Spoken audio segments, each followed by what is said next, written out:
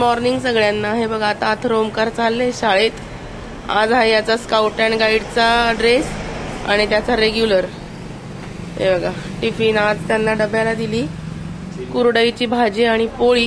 हे बघा दोघे जण आता शाळेत निघाले. आता त्यांची व्हॅन येईल आणि इथे रस्ता पूर्ण आमच्या इथे ट्रॅफिकचा आहे त्याच्यामुळे इथे क्रॉस करून द्यावं लागतं. हे बघा त्याचे बाबा त्यांना आता क्रॉस करून देतील. Bye Atharva Omkar. Bye Atharva. Bye. मुलं चालले आता शाळेत. आता त्यांची व्हॅन येईल ते पण दाखवते. हे बघा सकाळची वेळ सुंदर वेळ असते एकदम छान प्रसन्न. हे बघा व्हॅन आली. आता त्या व्हॅन मधून मुलं जातील. हे बघा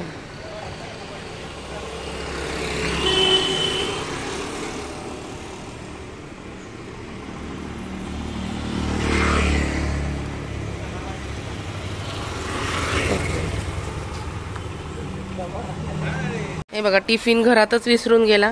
आता परत त्याचे बाबा गेले त्याला टिफिन द्यायला गाडीजवळ. आणि आमच्या इथे हे पारिजाताचं झाड आहे. आता याला श्रावण महिन्यात इतकी फुलं येतील. आणि आता हे बघा फुलं यायला सुरुवात झालेली आहे. हे बघा इथे खाली दिसतात तुम्हाला पडलेली फुलं. हे बाई पारिजाताची फुलं. आता या झाडाला आहे ना खूप म्हणजे खूप फुलं येतील ह्या झाडाला. हे आमचं शेजारचं घर आहे. हे बघा हे चढा पडतो फुलांचा. सुंदर वाटतं एकदम. आणि श्रावण महिन्यात पारिजाताची फुलं म्हणजे वा काय विचारायचंच नाही. आषाढ आणि श्रावण महिन्यात चढा पडलेला असतो. खूप छान. गेले आता मुलं शाळेमध्ये. पोळ्यांना मावशी आल्या आहेत आमच्या. आता हे बघा मी तुम्हाला म्हटलं होतं ना काल की गवत सगळं काढलंय एकदम स्वच्छ केलंय अंगण. खूप स्वच्छ झालं आता. आणि ती कोपऱ्यातली तगर आहे ना ती किती छान फुलली आहे बघा. खूप सुंदर फुलं येतात. बहरलंय ते झाड अक्षरशः मस्त दिसतंय एकदम. सगळं स्वच्छ केलंय. इथे ना मी बांबूच्या झाडाखाली ना खूप छान झाडं लावली होती पण माझ्या ना तेव्हा लक्षात नाही आलं की त्या झाडांच्या सावलीमुळे त्या खालच्या झाडांची वाढच होत नव्हती त्याच्यामुळे ती सगळी झाडं जळून गेली. हे बघा. आणि आता हे जे गवत काढलेलं आहे ना हा भारा आता उचलायचा. आमच्याकडे सकाळी येते पालापाचोळ्याची गाडी. तिथे तो त्याच्यामध्ये भरून टाकून द्यायचा. सगळं छान झालेलं आहे. आणि मस्त अंगण सगळं साफ झालंय. संध्याकाळी पण बसायला खूप छान वाटतं. सगळं साफ केलंय. आणि मग कसं विंचू काट्याची पण भीती राहत नाही. पावसाचे दिवस असल्यामुळं थोडी भीती वाटते जरा. हे बांबू पण आता छाटायचे आहेत कारण ना खूप वाढलेत. खूपच वाढलेत. आणि काय झालंय बघा रस्त्यात आले ना त्याच्यामुळे गाड्यांना येता जाता सारखे लागतात. ते मध्ये येतात कोणी पडायला नको त्याच्यामुळे. म्हणून हे छाटायचे आता झाड. असं काही स्वच्छ झालंय मस्त. हे बघा आज सगळं आवरून झालेलं आहे आणि मस्त मी छान फ्रेश झाले. आणि आता छान व्हिडिओला तर सकाळी सुरुवात झाली आहे. पण आता आज एक अशी रिक्वेस्ट होती की तुम्ही तुमच्या घरामध्ये जे रोजचे कपडे असतात धुतलेले आणि रोज बाहेर जायचे यायचे ते तुम्ही कसे अरेंज करता हे दाखवाल का म्हणून असं विचारलं होतं एका जणांनी. तर ते मी दाखवणार आहे. आणि एक असं होतं की आषाढी एकादशी निमित्त थोडीशी माहिती सांगाल का तर ती पण सांगणार आहे. चला. आणि तुम्ही म्हणाल तुमचं हे असं का दिसतोय चेहरा तर खूप सर्दी झाली आहे आणि त्या सर्दीच्या औषधांमुळे काय होतं खूप झोप येते आणि डोळे असे थोडेसे टोपसल्यासारखे दिसतात म्हणून. तर चला मी तुम्हाला दाखवते मी कपाट कसं अरेंज केलंय ते. आता सध्या तर मी सगळे कपडे धुतलेले आणि वाळत घातलेले त्याच्यामुळे. आणि ह्या खोलीत थोडासा अंधार असतो. आणि हे जे कपाट तुम्हाला दिसतंय ना हे बघा हे माझ्याकडे जुना बेड होता. जुना म्हणजे कंडिशन मध्ये होता. मला नवीन बेड घ्यायचा होता म्हणून याच्या फळ्या ज्या होत्या ना या खूप दणगट होत्या आणि छान होत्या. एकदम छान फळ्या होत्या कंडिशन मध्ये. आणि सनमायका वगैरे त्याचा कुठेच निघालेला नव्हता. पण मला नवीन बेड घ्यायचा होता म्हणून त्याचा आम्ही सुताराकडनं कपाट बनवून घेतलं. आणि ते खूप छान झालं आणि मोठं झालं. त्याच्यात सगळं मावतं. आता ते कसं अरेंज केलं ते पण मी तुम्हाला दाखवते. थोडासा अंधार आहे या खोलीमध्ये. थोडंसं ऍडजस्ट करून घ्या. हे बघा आता इथे हे जे तुम्हाला दिसतंय ना एक मिनिट.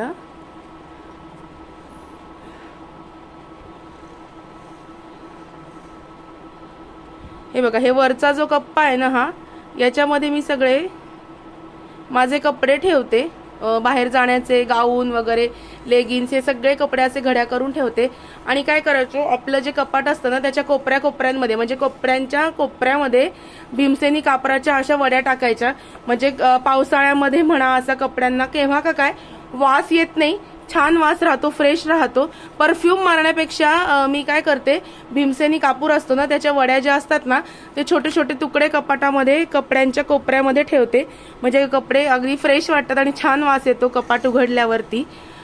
हे कपडे मी माझे वरती असे ठेवलेत. हा जो कप्पा आहे ना दुसरा, इथे मुलांचे शर्ट सगळे घड्या करून ठेवलेले इकडे. आणि हे रोज असंच असतं, म्हणजे व्हिडिओ घ्यायचा आहे म्हणून मी हे केलेलं नाहीये. हे रोज कपाट असंच अरेंज केलेलं असतं, कारण इथल्या इथे कपडे वाळत घातल्यामुळं ते लगेच घड्या करून आपल्याला कपाटात तिथल्या तिथे ठेवता येतात. आणि इथे बघा या मुलांचे हे पॅन्ट्स आहेत घरात घालायच्या, त्या सगळ्या घड्या करून ठेवलेल्या आहेत. इथे खाली बाहेर जायचे याचे कपडे आणि इकडे लेगिन्स असतात माझ्या. आणि खाली जे तुम्हाला दिसते असं मी गाठोड्यांमध्ये छान कॉटनच्या याच्यात बांधून ठेवले. तर काही स्वेटर आहेत ते पण कापराच्या वड्या टाकून बांधून ठेवलेले आहेत. आणि इकडे जे सोफा कव्हर आणि बेडशीट्स वगैरे आहेत ना ते मी व्यवस्थित ठेवलेले आहेत. तर हा असा जो आहे ना, हा असं कपाट मी माझं अरेंज केलेलं आहे, हे बघा. आणि आता हा एक कप्पा झाला इकडचा, आणि हा एक इकडे दुसरा कप्पा आहे. इथे वरती सगळे टॉवेल्स वगैरे असतात. इथे हा जो कप्पा आहे इथे मुलांचे सगळे शाळेचे कपडे मी ठेवते, ब्लेझर, रोजचे पीटीचा ड्रेस, स्काउट अँड गाईडचा ड्रेस, असे सगळे घड्या करून ठेवते. इथे खाली जे आहे ना इथे रुमाल, उशांचे आभरे, हे सगळं ठेवलेलं असतं. हे सगळं खाली असं ठेवलेलं असतं. हे असं कपाट मी माझं अरेंज केलेलं आहे, हे बघा. आणि कसं होतं, जुना बेड होता आणि चांगल्या कंडिशन मध्ये होता, सुतार पण चांगला करणारा होता. म्हटलं फळ्या कशाला वाया घालवायच्या ना, म्हणून मग तो मी त्याचा बेडचा कपाट करून घेतलं. म्हणजे कशाला ना, उगाच आहे चांगलं तर मग नको वाया घालवायला म्हणून. आणि हे वरती जे तुम्हाला दिसतंय ना हे सगळे मसाले आहेत. तर माझ्याकडे सगळे मसाले पण वर्षभर असतात, याची सुद्धा मी तुम्हाला माहिती देणारच आहे आता. तर हे बघा अशा पद्धतीने मी माझं वॉर्डरोब ठेवलेलं आहे. मी तुम्हाला म्हटलं की माझ्याकडे जे वर्षभर मसाले असतात त्याची मी तुम्हाला आज माहिती देणार होते. तर माझ्याकडे गौरीज किचन ह्या नावाने माझे काही मसाले असतात. म्हणजे दरवर्षी आम्ही हा बिझनेस करतो घरी.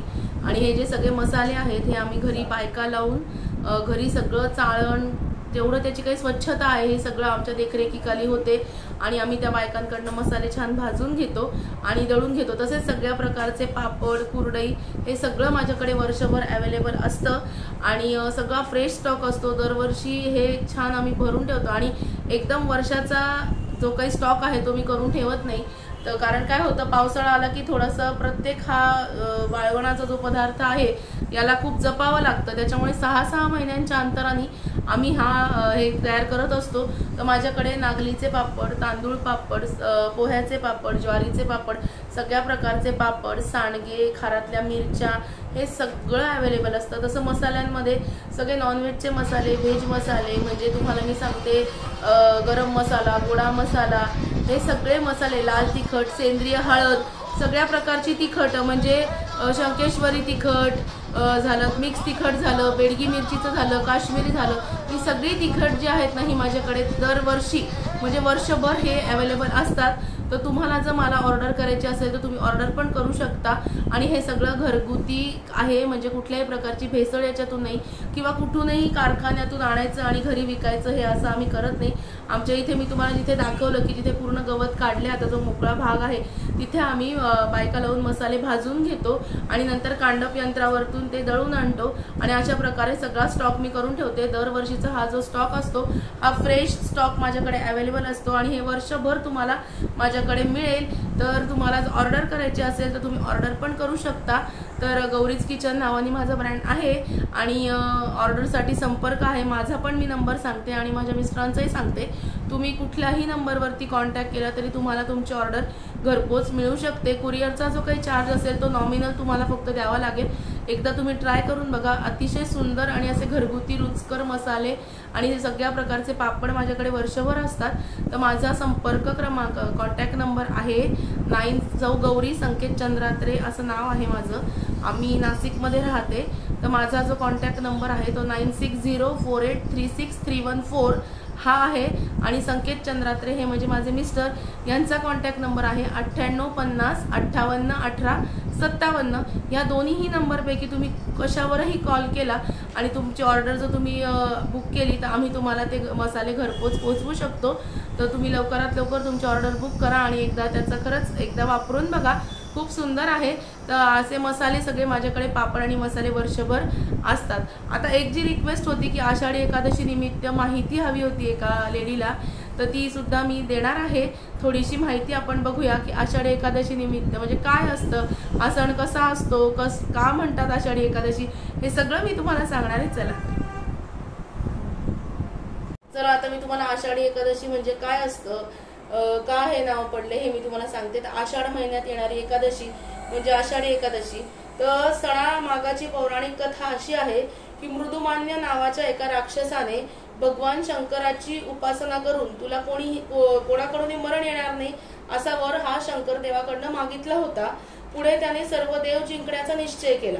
तेव्हा ब्रह्मा, विष्णू आणि महेश म्हणजे दत्त महाराज हे गुहेमध्ये लपून बसले. मृदुमान्य राक्षस जो होता त्यांचा शोध घेतच होता. कोणाचा? ब्रह्मा, विष्णू, महेश, आणि त्यांचा शोधच घेत होता. त्यामुळे 3 दिवस झाले तरी देवांना बाहेर पडता येईना. कुठल्या देवांना? तर ब्रह्मा, विष्णू आणि महेश यांना बाहेर पडता येईना. शेवटी त्या तिघांच्या एकवटलेल्या श्वासापासून एक देवता उत्पन्न झाली. तीच ही एकादशी. म्हणजे यांच्या श्वासापासून 3 दिवस ते देव कोंडले गेले, त्याच्यामुळे त्यांना बाहेर पडता आलं नाही. आणि त्यांच्या श्वासापासून जी देवता उत्पन्न झाली ना, ती ही एकादशी नावाची एकादशी. तिने मृदुमान्याला ठार मारले. या दिवसापासून चातुर्मास चालू होतो. धार्मिक लोक देवाच्या भक्तीसाठी दररोज काही धार्मिक पुस्तकांचे वाचन आचरण शुद्ध करण्यासाठी एखादं व्रत चातुर्मासामध्ये घेतात.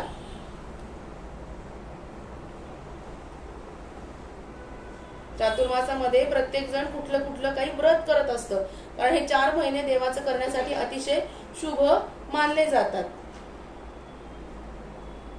ते व्रत करतात आणि ते न चुकता ते पाळतात. या दिवशी उपवास करून पुढील 4 महिन्यामध्ये जे काही नियम तुम्हाला पाळायचे असतील त्याविषयी ते संकल्प करतात, देवाच्या पुढे संकल्प करतात आणि ते निर्विघ्नपणे पूर्ण करून घ्या आमच्याकडून अशी श्री महाविष्णूची प्रार्थना करतात.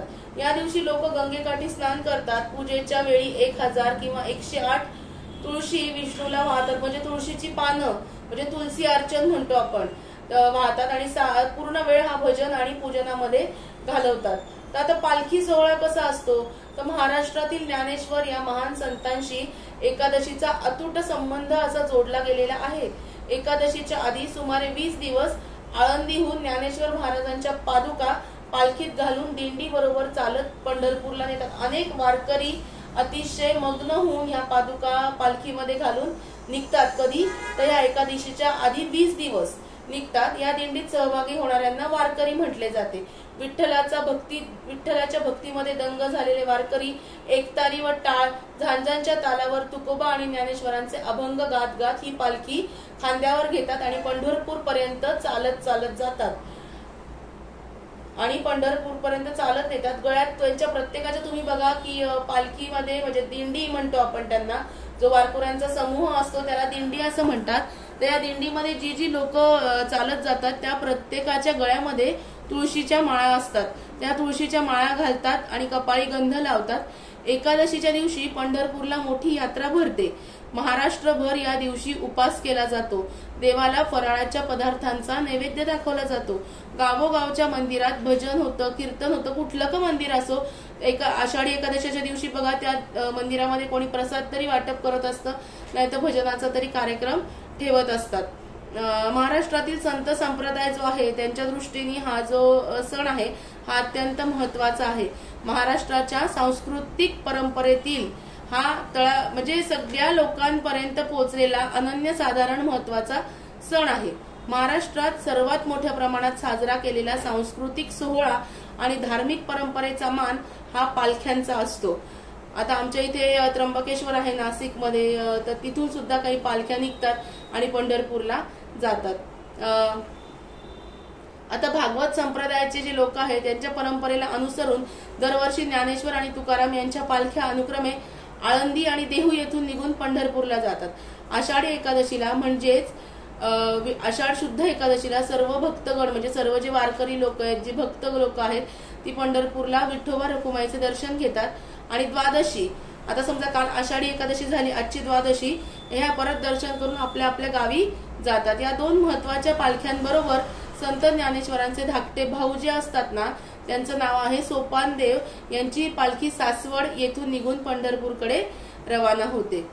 आणि हा जो आहे हा महाराष्ट्रातील सगळ्या लोकांपर्यंत पोहोचलेला सांस्कृतिक वारसा आहे. ज्येष्ठ महिन्याच्या कृष्ण पक्षातील सप्तमीला देहूहून संत तुकाराम महाराजांच्या पालखीचे, तर ज्येष्ठ महिन्याच्या म्हणजे आषाढ, श्रावण आणि पुढचा महिना तेव्हा ज्ञानेश्वर महाराजांच्या पालखीचे पंढरपुरासाठी प्रस्थान ठेवण्यात येते. पालखीमध्ये काय असतं तर ज्ञानेश्वर आणि तुकाराम यांच्या चांदीच्या पादुका पूजा करून ठेवल्या जातात. ज्ञानेश्वरांचा उल्लेख माऊली असा केला जातो. बघा, ते लोक जेव्हा दिंडीत जातात, म्हणजे आता आमच्या दारावरून जेव्हा दिंडी जाते तेव्हा आम्ही त्यांना काही ना काही प्रसाद वाटप करतो. म्हणजे काही वेळेस त्यांना राजगिऱ्याचे लाडू, म्हणजे शेकड्याने लाडू आम्ही देत असतो. मी आणि माझे मिस्टर बिचारे एवढे लांबून पायी येतात, आपल्याकडनं काहीतरी सेवा व्हायला हवी, यामुळे आम्ही त्यांना देत असतो. तर ते प्रत्येकाला माऊली म्हणतात. काका, मामा, दादा हे म्हणत नसतात बघा तुम्ही, ते त्यांना प्रत्येकाला माऊली ह्या शब्दानेच बोलवत असतात. पालख्यांच्या बरोबर मानाचे अश्वही या दिंडीत सामील होतात.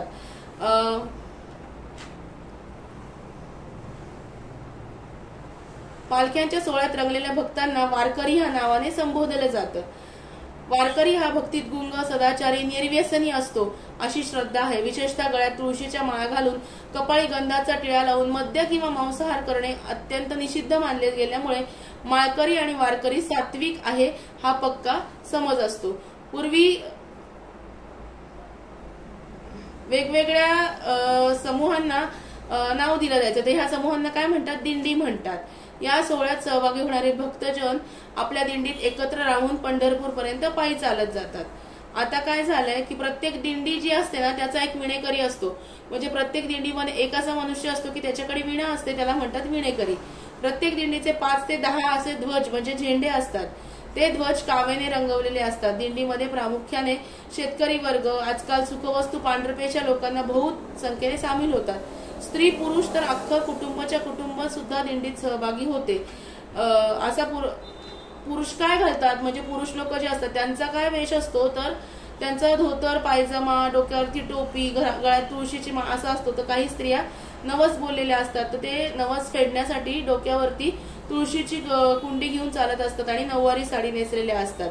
किंवा मग कपाळी बुक्का किंवा चंदनाचा टिळा, हातात झांजा किंवा एकतारी, गळ्यात तुळशीच्या माळा, मुखी विठ्ठलाचे नाम, ज्ञानेश्वरांच्या ओव्या, तुकारामांचे अभंग, भक्तिरसात नायलेले मन, ऊन पाऊस वादळ वारा यांना न जुमानता विठुरायाच्या ओढीने पायी अंतर पार करण्यासाठी असुसलेली पावले असे हे जनता जनार्दनांचे रूप असते. अतिशय सुंदर आणि प्रसन्न असं वातावरण असतं.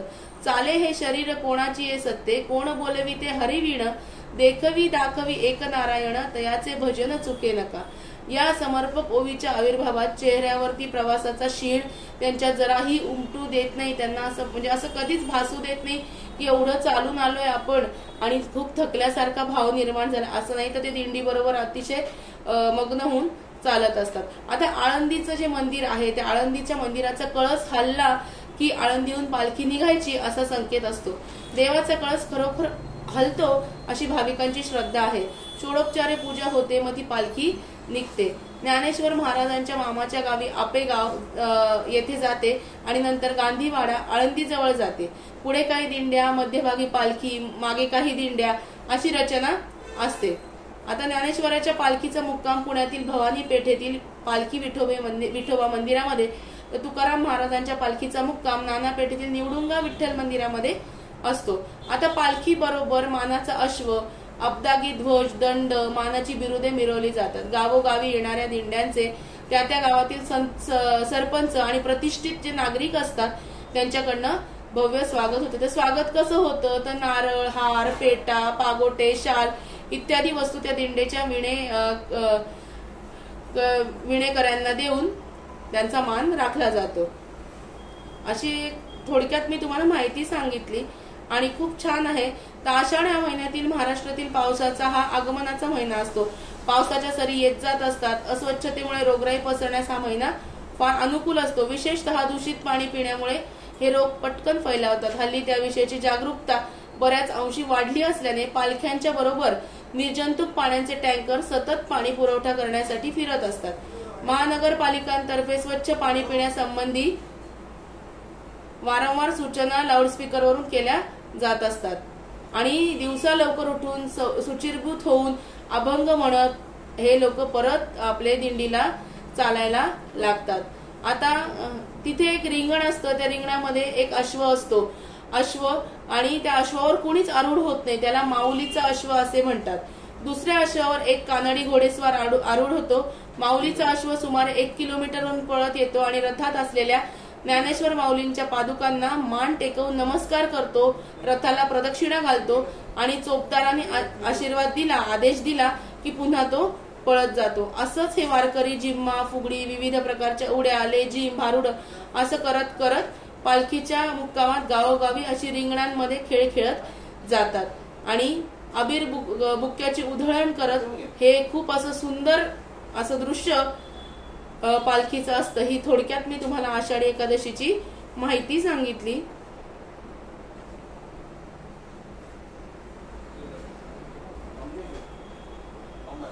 खूप सुंदर असं वातावरण असतं आणि अशा याच्यामध्ये आपण छान उपास करतो।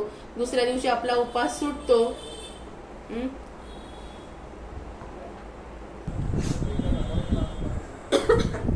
आज मी तुम्हाला थोडीशी आषाढी एकादशी बद्दल माहिती सांगितली आणि मला एक काही लोकांना माहिती नसतं, काही इतर मतलब याच्यामध्ये म्हणजे काही लोक जी असतात ते आपली महाराष्ट्रीयन नसतात, इतर कुठल्या राष्ट्रांमधून आलेली असतात, तर त्यांना ते माहिती नसतं की काय असतं आषाढी एकादशी, का हे एवढं साजरं करतात। तर मला अशीच एक कमेंट आली होती की तुम्ही सांगाल का थोडीशी माहिती, मला माहिती नाही। मी आलेली रांची मधून, त्या लेडी इकडे आलेल्या होत्या, त्यांना हे माहिती नव्हतं। पंजाबच्या साईडला म्हणाल्या मला मी राहते, मला हे माहिती नाही, तर तुम्ही मला थोडी आषाढी एकादशी बद्दल माहिती द्याल का? तर म्हटलं नक्की देणार। तर म्हणून मी आज तो प्रयत्न केला की जेणेकरून आपल्या सगळ्यांना समजेल की आषाढी एकादशी हे काय असतं, हा सण कसा साजरा करतात आणि त्याचं महत्त्व काय आहे हे मी तुम्हाला सांगायचा प्रयत्न केला।